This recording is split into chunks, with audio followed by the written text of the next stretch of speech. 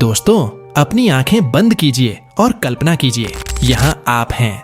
अभी की दुनिया में आसमान में पक्षी उड़ रहे हैं, सड़कों पर गाड़ियां दौड़ रही हैं और चारों तरफ इंसानों की हलचल है। लेकिन अब जरा सोचिए, 100 मिलियन साल पहले की धरती, यहाँ ना इंसान थे, ना गाड़ियां, ना इमारतें।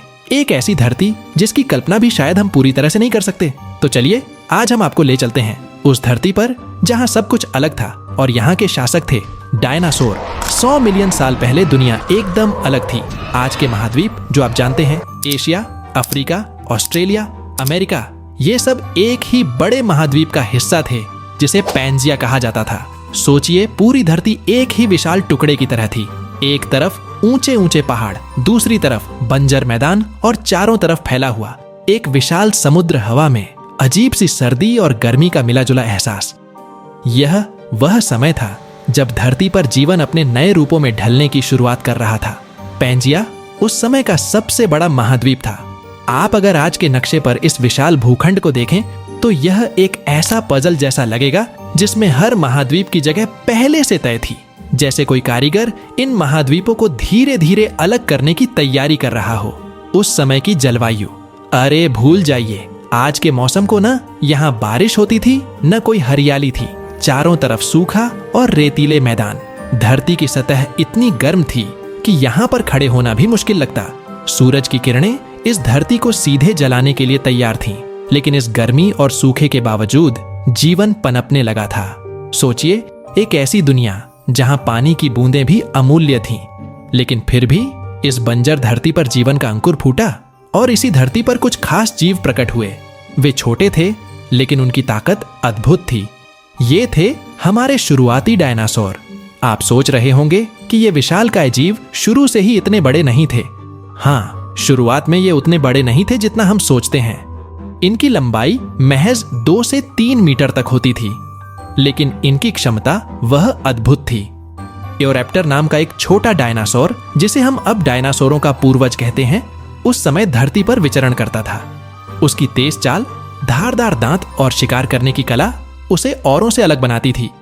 इस छोटे से जीव ने हमें यह सिखाया कि भले ही वह आकार में छोटा हो, लेकिन उसका महत्व भविष्य के विशालकाय डायनासोरों की दुनिया में बहुत बड़ा था। अब सोचिए, धीरे धीरे समय बीता, धरती की जलवायु में बदलाव आने लगे और जैसे जैसे ये बदलाव हुए, धरती पर मौजूद जीवों का भी विकास शुरू हुआ। आपने सुना होगा कि प्रकृति अपना रास्ता खुद चुनती है। प्राकृतिक चयन के जरिए कमजोर जीव खत्म हो गए और जो जीव मौसम और हालात के साथ ढल सके वे बच गए। यही हुआ उन डायनासोरों के साथ। जिन छोटे डायनासोरों ने धरती पर कदम रखा था, वे अपने आप को बदलते रहे, बढ़ते रहे और फिर उनका आकार बढ़ता गया। धरती की गहराई से उठने वाली ज्वालामुखी गतिविधियों ने धरती के वातावरण को और भी गर्म कर दिया। यही कारण था कि इस माहौल में वही जीव जीवित रह पाए जिनमें सहन शक्ति थी।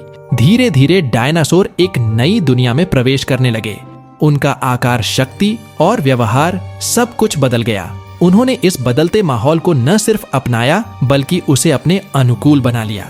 अब बात करते हैं उन विशाल सरीसृपों की जो डायनासोरों के साथ साथ धरती पर राज कर रहे थे। यह युग केवल डायनासोरों का ही नहीं था, बल्कि कुछ और अद्भुत प्राणियों का भी था। इन विशाल सरीसृपों की चमड़ी मोटी और खुरदरी थी। कुछ पानी में रहते थे तो कुछ जमीन पर। उनमें से एक था प्रोटेरोसॉरस, जिसे आज के मगरमच्छों का पूर्वज माना जाता है। वह अपने तेज जबड़े और पानी के अंदर के शिकार करने की कला के लिए जाना जाता था। आज के कछुए भी इसी समय के सरीसृपों के वंशज माने जाते हैं। लेकिन दोस्तों, जैसा कि मैंने कहा, धरती हमेशा स्थिर नहीं रहती। ये कभी भी रुकती नहीं। 201 मिलियन साल पहले पैंजिया में दरारें पड़ने लगी। धरती के अंदर से उभरने वाली शक्तियों ने इस महाद्वीप को धीरे धीरे अलग करना शुरू किया। विज्ञान कहता है कि इन दरारों के आसपास ज्वालामुखी विस्फोट हुए। विशाल ज्वालामुखी जो धरती की गहराई से लावा उगल रहे थे, इस लावे ने पूरे वातावरण को भर दिया और धरती की सतह को नए रूप में ढालना शुरू किया। कार्बन डाइऑक्साइड और सल्फर डाइऑक्साइड जैसी गैसों ने वातावरण को बदल दिया। एक तरफ गर्मी बढ़ी, दूसरी तरफ समुद्रों में अम्लता बढ़ने लगी। यह बदलाव धरती पर जीवन के लिए बहुत कठिन साबित हुआ। यह समय डायनासोरों के लिए भी कठिन था। कई जीव इन हालातों में बच नहीं पाए, लेकिन डायनासोर वे बचे रहे क्योंकि वे गर्म खून वाले थे। उन्होंने तापमान के इन बदलावों का सामना किया। यही वजह थी कि जब बाकी जीव विलुप्त हो रहे थे, डायनासोर धरती पर अपना स्थान बना रहे थे। तो दोस्तों, जैसे जैसे पैंजिया टूट रहा था, धरती पर नए बदलाव हो रहे थे। इस घटना ने डायनासोरों को और भी मजबूती दी। लेकिन यह तो सिर्फ शुरुआत थी। अगला युग आने वाला था, जिसमें डायनासोर अपनी पूरी ताकत और आकार में उभरने वाले थे। जुरासिक युग शुरू होने वाला था और तब धरती पर डायनासोरों का असली स्वर्ण युग शुरू हुआ, जब धरती पर सबसे विशाल जीव राज कर रहे थे। अब जब पैंजिया का विभाजन शुरू हो चुका था, धरती के वातावरण में भी बदलाव आने लगे। यह समय डायनासोरों के विकास का एक नया दौर लेकर आया। जुरासिक युग लगभग 201 मिलियन साल पहले शुरू हुआ था और इस समय डायनासोरों ने अपना आकार और ताकत बढ़ा ली थी। आपको याद होगा कि शुरुआती डायनासोर छोटे होते थे, लेकिन इस युग में धीरे धीरे उनके आकार में वृद्धि होने लगी। इस समय डायनासोर केवल जमीन पर ही नहीं थे, बल्कि कुछ प्रजातियां हवा में भी उड़ने लगीं। हाँ दोस्तों, इस युग में डायनासोरों ने न केवल धरती बल्कि आसमान पर भी कब्जा जमाना शुरू कर दिया। अब बात करते हैं उस युग के कुछ सबसे विशाल डायनासोरों की, जैसे टाइटेनोसोरस। सोचिए, एक ऐसा जीव जो 15 मीटर लंबा होता था और उसका वजन लगभग 15,000 किलोग्राम होता था। यह जानवर इतने बड़े थे कि अगर आप उनके सामने होते तो शायद आपकी गर्दन दर्द करने लगती। सिर्फ उन्हें ऊपर से नीचे तक देखने में उनकी पीठ के ऊपर की विशाल प्लेटें और लंबी पूंछ उन्हें अन्य डायनासोरों से अलग बनाती थीं। टाइटेनोसोरस के साथ ही इस युग में और भी कई विशालकाय जीव उभरने लगे, जिनकी खासियत सिर्फ उनका आकार ही नहीं बल्कि उनकी ताकत और अनुकूलन क्षमता भी थी। उन्होंने धरती पर नए पर्यावरण के साथ तालमेल बैठाकर अपने आप को और अधिक शक्तिशाली बनाया। अब आइए बात करते हैं एक बेहद दिलचस्प डायनासोर की, जिसका नाम है आर्कियोप्टेरन। और भी तेज हो गया।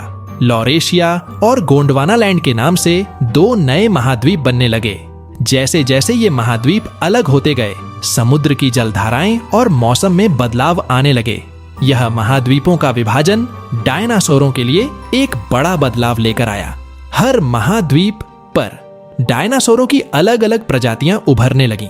इस विभाजन ने डायनासोरों के विकास और उनकी विविधता में एक अहम भूमिका निभाई। उनके रहने का स्थान बदलने के साथ साथ उनके भोजन, शिकार और जीवन जीने के तरीके में भी बदलाव आया। तो दोस्तों, यह था जुरासिक युग का स्वर्णिम समय। डायनासोरों ने इस युग में धरती पर अपनी हुकूमत जमाई और नए नए रूपों में विकसित हुए। अब आप सोच रहे होंगे कि यह स्वर्ण युग कितना लंबा चला और आखिर कैसे इसका अंत हुआ। क्या डायनासोर अपनी शक्ति को बनाए रख पाए या फिर कुछ ऐसा हुआ जिसने इस युग को खत्म कर दिया? इसका जवाब मिलेगा हमारे अगले एपिसोड में, जहां हम आपको ले चलेंगे क्रिटेशियस युग में, जो डायनासोरों का सबसे दिलचस्प और विविधता भरा युग था। तो जुड़े रहिए हमारे साथ और अगले एपिसोड में मिलते हैं, जहां डायनासोरों की कहानी और भी रोमांचक होने वाली है।